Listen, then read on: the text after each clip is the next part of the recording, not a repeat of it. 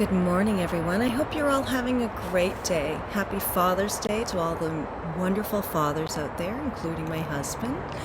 Today, I wanted to talk about what's love without admiration, because this really comes up in my relationship and has come up. Because when you think about it, like I've talked before about the fact that Donnie and I met when we were 19 and 20. We're now 50 and 51. No. Yeah, 52, because there's a little bit of a weird gap. Anywho, it's just the way our birthdays fall. But here's the thing. So when we first met, we were really young. And, if you'd asked me a few months in how do you feel about Donnie? I would have been like, I love him. And, at that time, it felt like love. That's what love felt like. It felt warm and gooey and exciting and, all of those things. And, it was all just new. And, he made me feel good. He made me laugh. He made me, it was fun to hang out with him. And, I would have said that was love. And I feel like a lot of people kind of get trapped in that sort of feeling, and it carries through the rest of the relationship, so that even when they start to really get to know that person and understand who they are and recognize that maybe some of their morals and values don't align, they still kind of cling to that feeling of like love that they felt in the beginning of the relationship as being love. And I really want to push people to think about, what does love actually mean if you don't admire the other person? Because I see this come up so much in relationships. I see it in my clients. I see it posted on all kinds of different social media. And, it's often a story of neglect and, just unmet needs. And here's the thing. There's a certain amount of selflessness needed to be in a relationship, long-term relationship with another person, and especially to be a parent. And so if that person doesn't actually have that quality in them, that's going to show up, right? It's going to show up as unmet needs. It's going to show up as resentments over time, because this person is not willing to do what's necessary in order to fully participate in their relationships in a way that is mutually beneficial, right? So that when I see a lot of people in posts, or I have clients come to me and they're like, my husband doesn't spend any time with me. They're spending all their time, on social media or gaming, or, I feel very neglected. And this is just one particular thing, right? I'm just picking this one thing because I've been talking about social media a lot and how it impacts relationships. And so just sort of to continue on that vein, and to kind of take the addiction component out of it at this point, because I think really when you drill down in a relationship, if someone's expressing to you unmet needs and your response is to, dig your heels in deeper, or to make promises that you're not, willing or able to keep, then, that's not admirable. What's admirable is owning your stuff, owning your own stuff. So if the reality is that, and, maybe we'll bring the addiction into it now. If a person is addicted to, social media or gaming or, that sort of thing, with all addictions, they really need to be willing to acknowledge that it's an issue in order for them to resource it and actually get through it, right? So What's admirable is the person who says, you know, you're right, it's really gotten out of hand. I feel like I can't control it. Like, it feels like I don't have any choice in this. And that would be an admission that may, you know, that there's an addiction there. And that's admirable, because then the partner has the ability to decide. They have choice now. Do I stay and help resource this person to, you know, get past this? Do I leave and preserve my own mental health? You know, but taking away choice from someone in a relationship is not admirable, right?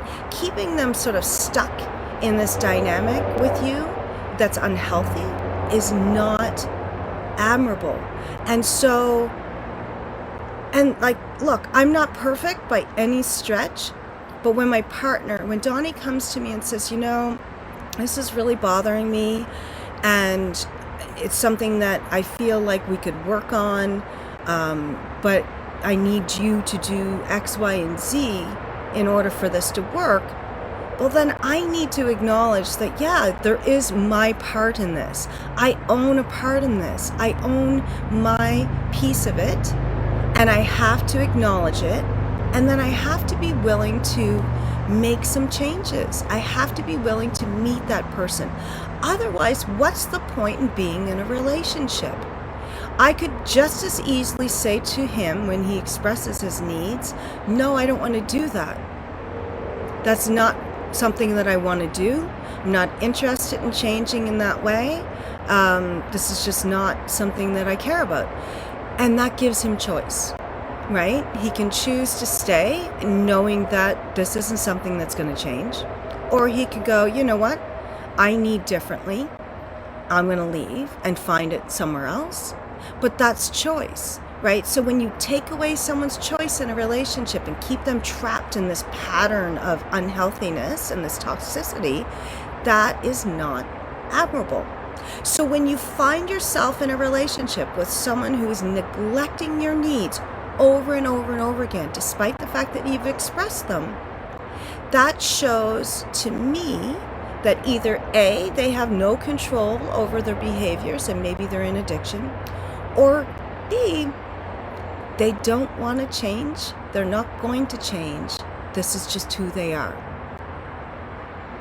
And once you can acknowledge either of those things, you have choice, right? So once you lose that admiration for your partner, though, it's really hard to get it back. But the way that you get it back is when your partner acknowledges their part in things and really works to change things. So if you're the partner who's struggling with meeting your partner's needs, and you know you feel like maybe there's some addiction going on and you're feeling stuck, then the admirable thing to do, and the way to gain back their admiration, is to own it, right? Is to really truly own it, acknowledge it, and then seek help.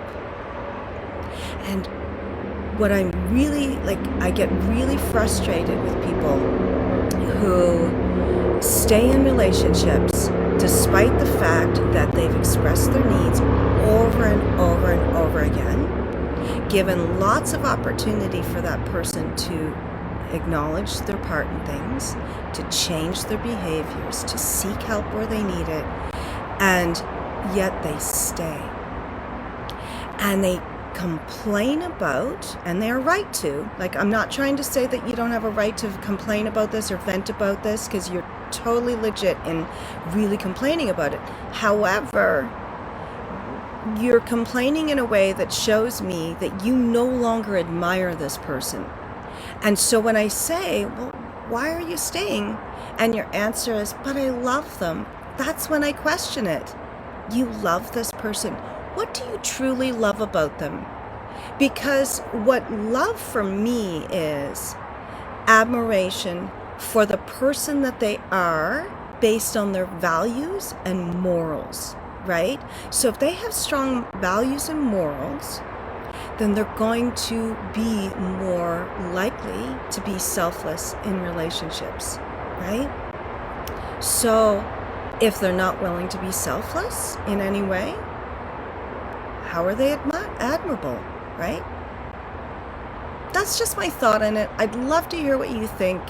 Do you think admiration is important in a relationship? Do you think it's important that you admire your partner? Because I gotta say, like, especially today being Father's Day, when I think about all of the things that I love about my husband, they're all the things that I admire about his character and who he is as a person and how much he's grown as a person, right?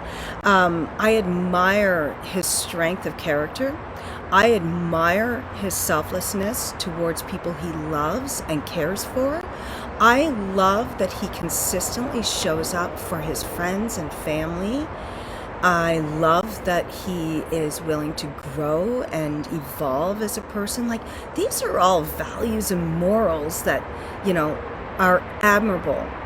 And I see those in him. So it's gone past, obviously in 31 years of being together, it's gone past the, like, oh, I love him, he makes me feel good kind of thing, to like, I admire him as a person. Like, this is a person that I align with because we meet on that level. And that is so incredibly sexy and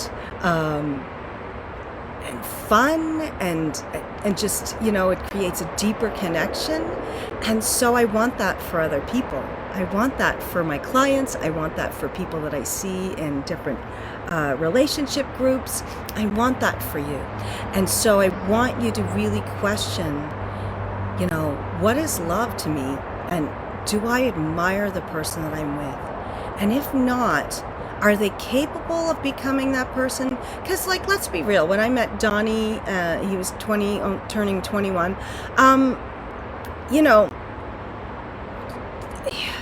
We were young. Like, I didn't really know the man he was going to become, but I saw in him qualities that I knew were the kind that I wanted to be in relationship with, right? I knew that although we were both really immature and we both sucked at communication, and we had lots of learning to do and growing to do in those regards, and in all the other ways to, keep a relationship going, but the foundation was there.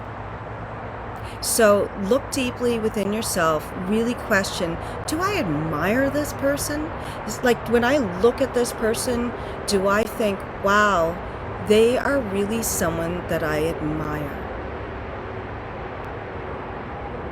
Because it's important. It really is. And if you haven't had children with them yet, then that's really a question you need to ask yourself. Because if this is going to be the future father of your children, they need to possess some selflessness. They need to have strong morals and values. They need to represent safety and resiliency and consistency, right? Those are all really important values. And so I hope that you have found that person who represents those things, and that maybe you're just working on better communication, or maybe you're working on healing some, trauma wounds or whatever. Like, all of those things you can work on in the relationship. But if at the end of the day you don't really admire that person, it's not really going to be worth all that work. At least not in my opinion. So I'd love to hear what you think. Thanks. Namaste.